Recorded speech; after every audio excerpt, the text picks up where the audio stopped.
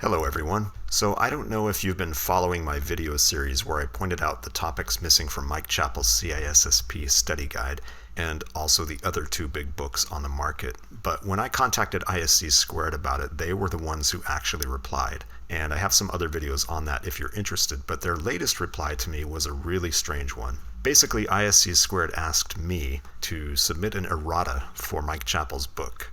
Before we get into it, let's take a look at the text from the actual email, so let me pull it up here. The employee said, "Thank you for contacting member support, and we would like to thank you for bringing to our attention the possible errata. In order to submit your possible errata, please download and fill out the attached errata PDF form. Once you have filled out the errata PDF form, you may email it to Wiley Customer Support Team at wileysupport@wiley.com. Please put possible book errata submission in the subject line.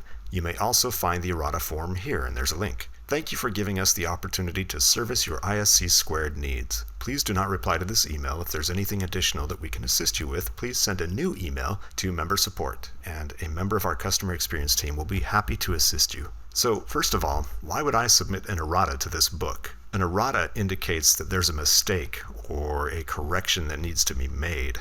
The error here is actually much bigger than Mike Chappell's book. It reflects the inadequacy and discrepancies in source material provided to Mr. Chappell and all the other authors. It shows the massive disparity between how the books are prepared versus how the exam is prepared. They are obviously working in silos, and that's not something an errata can fix. Second, it's not my job to fix ISC2's broken processes. They need to align better all of their source materials and have everyone, including the exam question authors, work from the same source. Part of the problem is that ISC2 allows other CISSPs to write exam questions in order to get their CPEs. And we have no idea what those question authors are working from. Are they using the books? Are they using materials provided by ISC2? I don't know.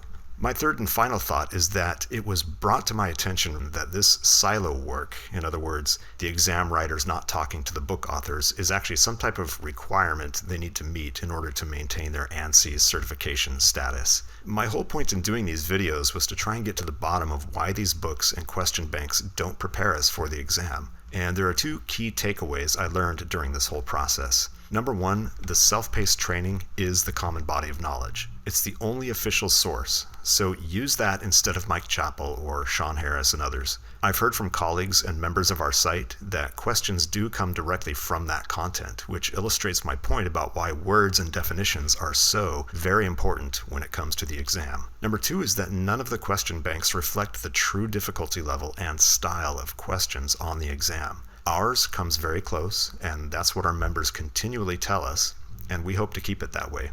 I hope this video was helpful in some way. If ISC2 comes across this video, I hope they can use it to improve their processes. Thanks for watching, and have a great day.